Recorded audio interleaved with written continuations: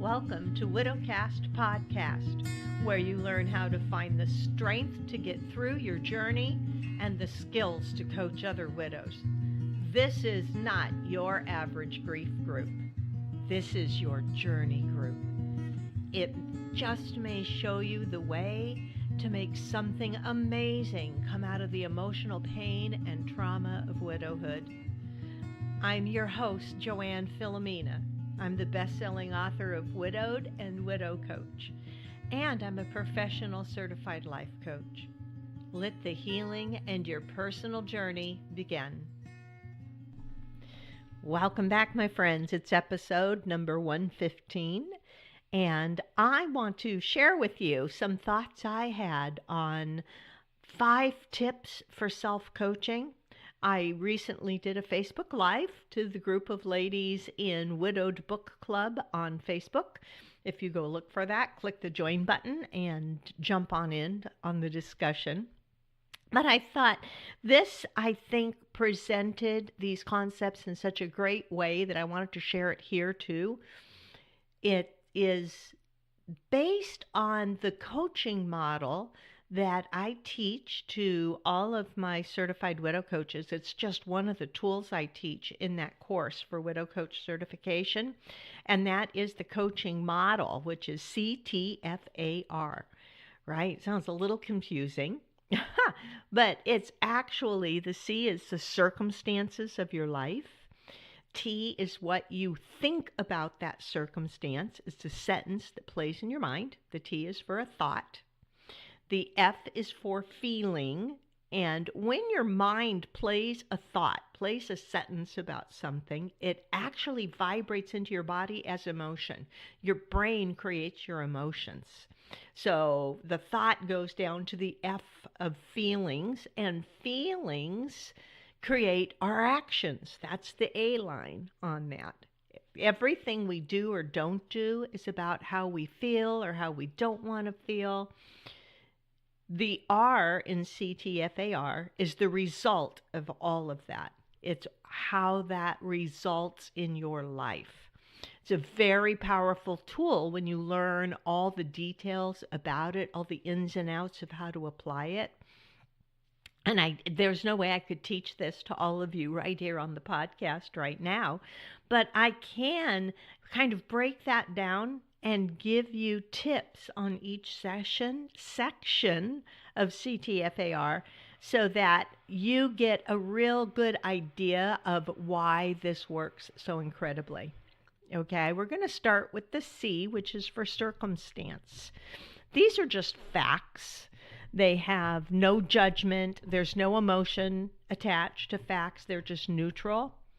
And on that line, what I want to tell you is that you do not equal your life. The world around you, your life, it does not define you. You are not what your life and your world is. Think about your world. Think about the world we're in right now, even with politics and murderers and mean people. Think about your world with the job you're working, the relationships with friends and family, money issues. All of those things are going on in your life, but it does not define who you are. Who you are is pretty much not even negotiable. There's nothing to prove what I'm about to tell you otherwise. And that is, as a human being, who you are is you are 100% worthy, 100% lovable, and 100% capable.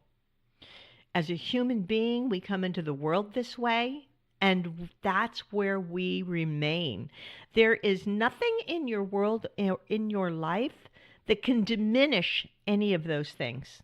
There's nothing that you've done in your life that could diminish your worthiness or your lovability, right? So understand that there is you, who you are, and then there's everything else going on around you. They are two separate things. That is the first tip in self-coaching. The second comes down to our brain. That's the T line. It's our thoughts. And our brain is not who we are. Now, this one was a little hard for me at first when I began to realize that my soul, who I am, is not all tied up inside my brain. I thought in my brain is where I am. If you take my brain away, I no longer exist. Well, I no longer live in this body. If you take my brain away, right, the body ceases to function. We are not our thoughts. And I can prove this to you. First of all, I will share with you that I can have thoughts that are such whoppers, and I think this applies to all of us. When you start to really pay attention to what your brain tells you, pretty soon you kind of start to see through how your brain is programmed. I like to think of our brain as our personal computer that we have with us at all times. It really is like the most magnificent computer on the planet. We have not been able to make a computer that can even come close to what the human brain can do on a functional level. It's incredible. Take a moment right now. You can pause this podcast if you want to, but I want you to take one moment and think about, like, just kind of look at what is in your brain right now. What thought are you having right now? Just try to capture one of the sentences your brain says to you. Okay, pause and then come back. Did you do that? Here's the thing. If you took a minute to do this and capture a sentence that your brain is playing, if you were your brain, how did you do that? You were able to see what your brain was showing you because you are not your brain. You can stand to one side of it and observe what it's doing. And the fact that we are capable of doing that, I think, is one of our greatest gifts from God or the universe. We are able to observe what our brain tells us. And then we're able to decide if we want to keep focusing on that sentence our brain is playing, or if we want to believe something a little differently. You'll discover that a lot of what your brain tells you is just like previous programming. It's stuff you were taught as a kid, whether you were taught directly or you just learned it by osmosis, by observation. You know, as a parent, you become aware of the fact that your kids don't do what you say. Your kids do what you do. They are so fast to learn. Their brains are like big open sponges, and their brains are open for a reason like that. They learn a lot very fast from the time they're born through all their years of their youth and their teenage years. They're like learning. But here's the deal. When you start to look at everything in your brain that you picked up during that time, there's going to be thoughts that come out that you go, hold on, wait a minute. Brain, you've been telling me this? It's kind of surprising. Plus, our brain has this DNA programming in there that just kind of comes from our evolution over time. Our brain's number one job is to keep us alive. It always has been. That's its job. Just keep you alive so that you can procreate and continue the human race, right?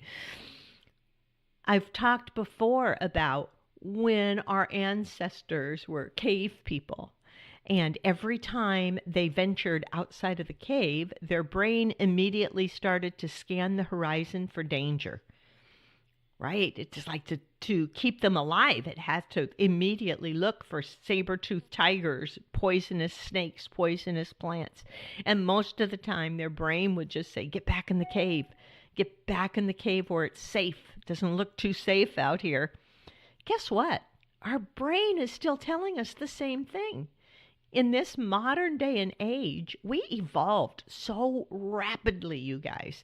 We created this world around us, all these inventions, all of, think about the difference between the culture of cavemen and where we are at today. And that happened pretty quickly in the overall scope of time. Our brain is still the same.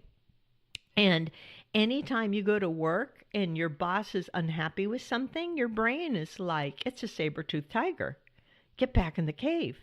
No wonder we find these situations stressful, because our brain is telling us we're going to die.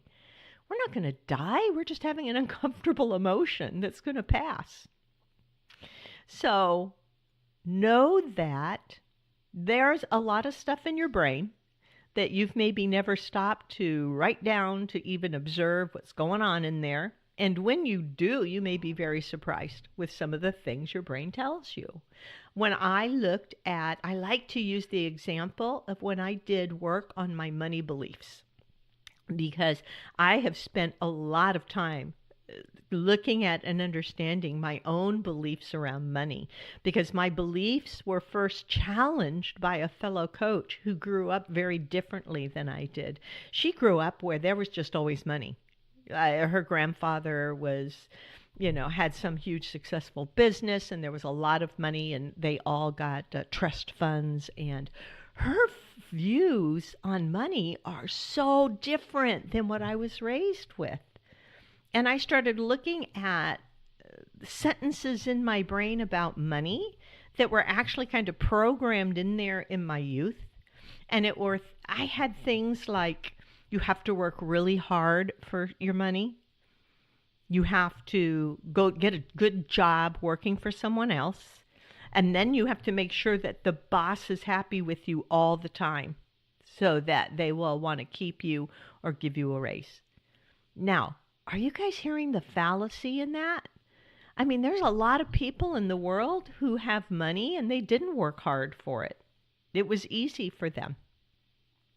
And this whole concept of you have to keep your boss happy to get more money, that first of all, you can't make somebody else be happy. You just can't. That's called manipulation when you try to change somebody else's emotions. You can only take care of your own emotions. So when I started looking at these beliefs, and I understand why I have them. My father was very blue collar, grew up during the Great Depression. He grew up on a farm. So those beliefs about, get a good job and work really hard came from my dad. And I realized that I even had thoughts in my brain. I'm ashamed to admit this one, because as soon as I was doing a thought download where I was just writing everything that came through my mind as fast as I could without editing it, with no filters. And there was this sentence in my head that had the phrase rich bitch in it. Apparently, growing up, I had heard other people refer to wealthy women as a rich bitch. And I thought, oh my gosh, that would totally hold me back from being able to make good money in my life, because I don't want people to think I'm a bitch. So I would never want to be rich because of that thought. And I thought, gosh, remove that thought, and then there's no preconceived notion, not only about myself, but about other people. There was a preconceived notion that other people who were extremely rich were bitchy and greedy and kind of Simon Legree kind of people, right? And then I met rich people who were generous and lovely people with their own set of issues. Just crazy thoughts in our brain. And as I looked at those thoughts, I went, okay, so that thought is not true. It's absolutely not true, and it would hold me back in life. So brain, I'm watching you. You start playing that programming, and we are going to something different, right? We're changing that app in our computer. So know that you are not your brain. Your brain is at your disposal for your use, and you can put any app in that computer on your head that you choose to. And you can take time to look at what applications is in your brain now and decide which ones you want to keep and which ones are not serving you in any way. Crazy, right? The next thing I want to tell you is about feelings. And the truth is, we create our own feelings. We can create any emotion that we want to.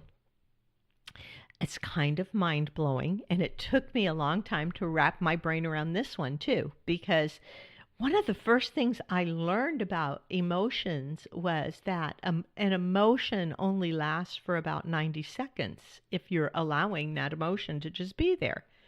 And I was like, how could that be? Because when I'm upset about something, I could be upset about something in the evening and I'm upset all night and I wake up upset the next morning. So how does that work? The truth is, if you're upset all night and you wake up the next morning upset, it's because you've been resisting your own anger. You've been trying to push it down. And the harder you try to push it down, the harder it pushes back.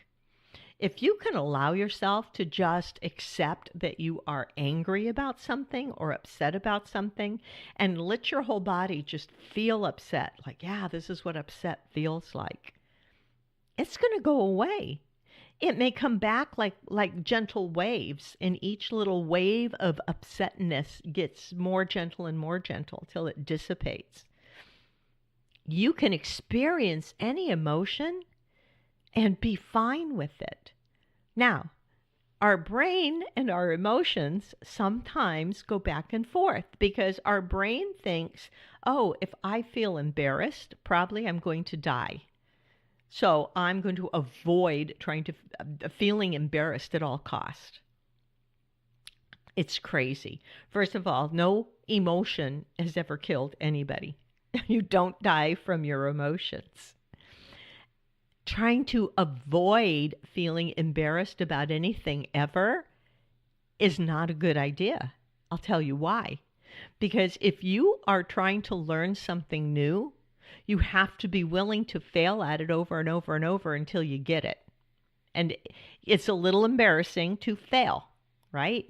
When you learn to ride a bike, if you ever learn to ride a bike, you were wobbly on that bike, you tipped the bike over, you did everything wrong, and you had to keep going back and failing at bike riding, failing at bike riding, failing at bike riding. Probably, I don't remember the entire process of learning to ride my bike, but I bet I failed like over 100 times before I took off on that bike and just pedaled it on down the street. So, emotions are something that are created by the thoughts we're thinking. Each thought vibrates down into your body as an emotion. And you can allow an emotion. You can also create an emotion by choosing how you want to think about something.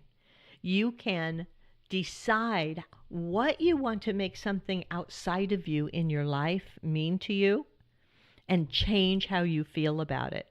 It's an exciting process. I teach more about this in class. The next thing I want to tell you is about actions.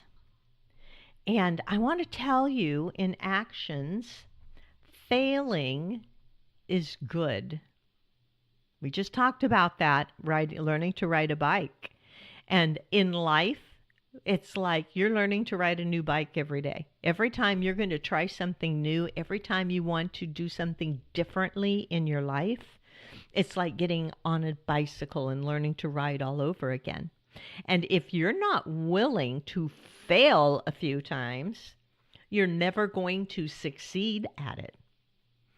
Therefore, failing is a good thing. It's how you work your way to success. It is so foreign to us because we've been taught that failure is bad. When we were in school, it was like to get an F on your report card would be the worst thing that could happen to you as a kid. Like you tried to hide that report card, you tried to feed it to the dog.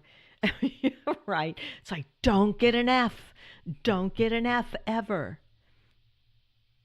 But that's just crazy because as human beings, we're going to fail at things. When we were babies learning to walk, if we had given up the first time we failed, I mean, we would have never learned to walk, right? All of us like fell back on our bottom over and over and over again before we could finally stand up and take those first steps.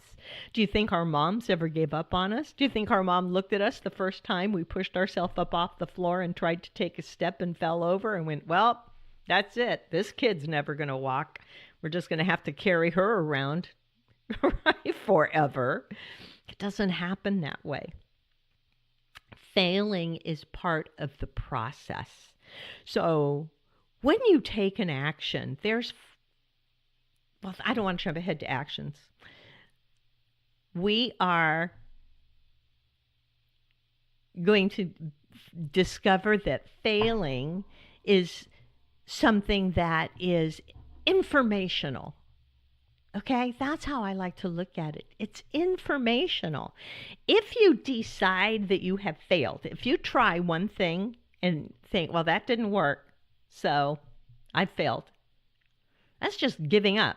You haven't failed until you decide you have failed. If you try something and it didn't work, you can sit back and go, okay, what did work, what didn't work, and how do I want to do this differently the next time?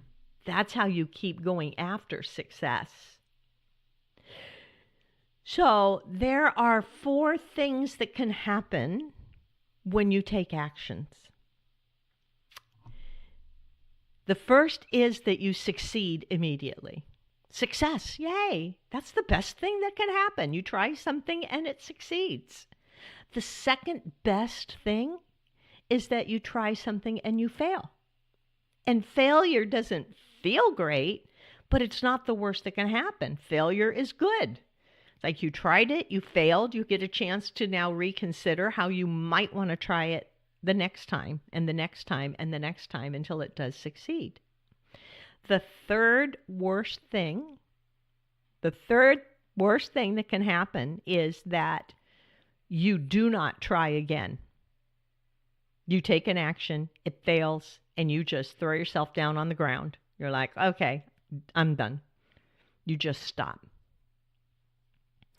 That is telling yourself you're a failure and just not going forward at all. The very worst action is procrastination or just not doing it at all.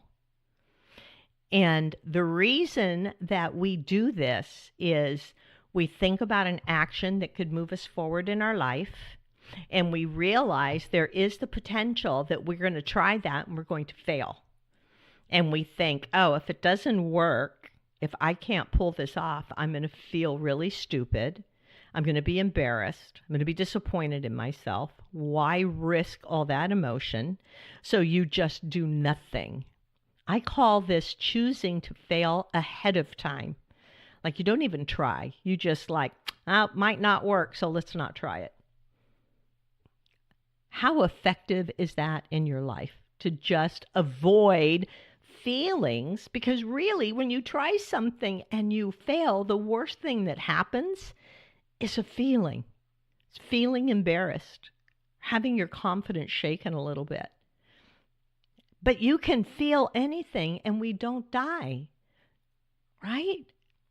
So the very worst action is to do nothing at all, or procrastination is basically doing nothing, right? We're telling ourselves, I'll try it later, but the truth is we don't want to try it at all because we're afraid.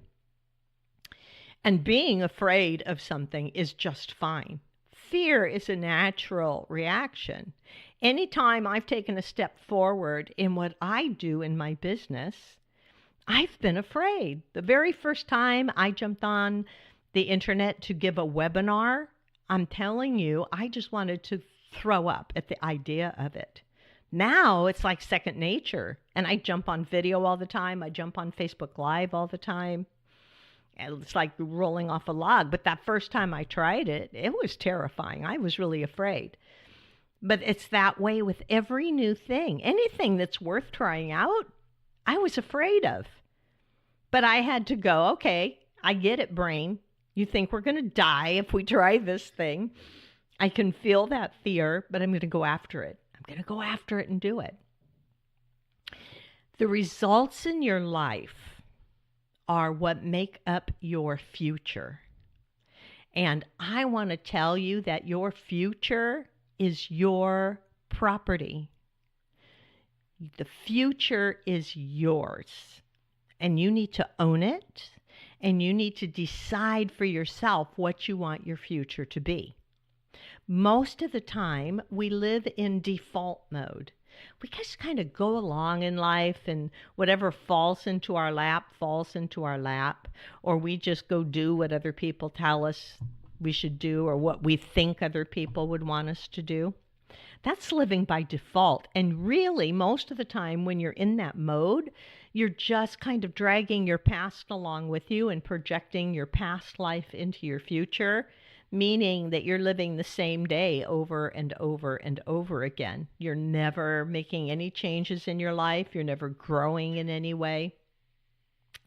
Your future should not be left in the hands of other people, should not be left in default mode, like I'll just go where the world takes me. That's no way to live. You get to decide what you want to have in your future, whether you're deciding what you're going to eat for lunch tomorrow, or you're deciding where you want to be in your life next year, or even in 5 years. First, you have to think about what it is you really want for yourself. What kind of life do you want to have? What do you want your life to be? How often do we take the time to sit down and really think about that? Like, what do I want my life to be? If I could take my life in any direction, if I could create any kind of life for myself, like the sky's the limit, what would you want your life to be? Look at that, consider that, and then start working towards your future. It's your property. Own it and create it.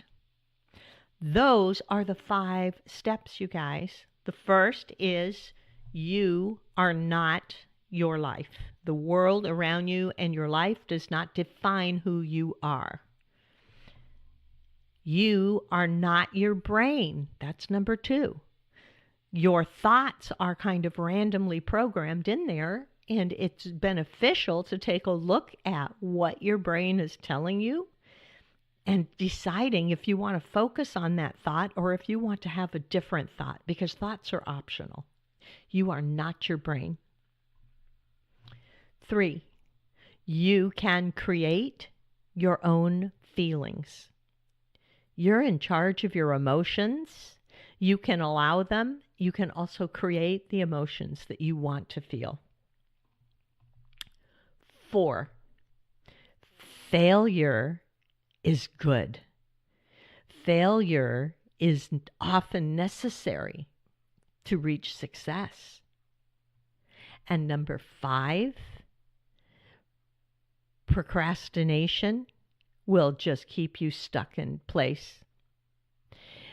Your future is your property, right? Own your future. So those are your tips for self-coaching, for creating the kind of life experience that you want to have. I would love the opportunity to teach you all more about this. That's why I created the Widow Coaching Center online. It's a membership site. There is a registration fee up front, and there's a reason for that registration fee. One of the reasons is there's a lot in there for you that first month that you jump in. There are videos for widows and to help you on your journey. There are bonus modules in there. There's a bonus module on creating confidence. There's a bonus module on retelling your story. There's a bonus module on how to stop overeating for permanent weight loss. It's a program that I used to teach when I first started coaching, because I started out as a weight coach, and that's in there for free. Also, that registration fee tells me that you are committed to doing some work that's going to help you move your life forward. If you stick around for additional months, it is then a fairly low monthly membership fee. And each month there are more video modules that will drop in for you to watch each month and to go forward with. Every month I do a live coaching call with the membership. You can be coached by me. You can ask questions. We do Q&A calls. We have our membership group that is a private membership group in Facebook for all of our members at Widow Coaching Center. So this is something I want all of you to seriously consider. It's developed to be extremely reasonable in cost for those who don't feel they're ready to hire a coach, or for those who don't feel that they're ready to come train with me to be a certified widow coach. I would love to have all of you come train for this and become certified widow coaches. But if that's not where you are at, then absolutely go check out widowcoachingcenter.com. I think you're going to love what's there. I would love to have you as a member of that community. So everybody, go into this next week. I want you to think about those 5 different things I've shared with you today and see if you can apply even 1 or 2 of them to your life right now. It's an amazing start, and they can change your life. Go out there, find some joy, and have a fabulous week. I'll talk to you all again next week.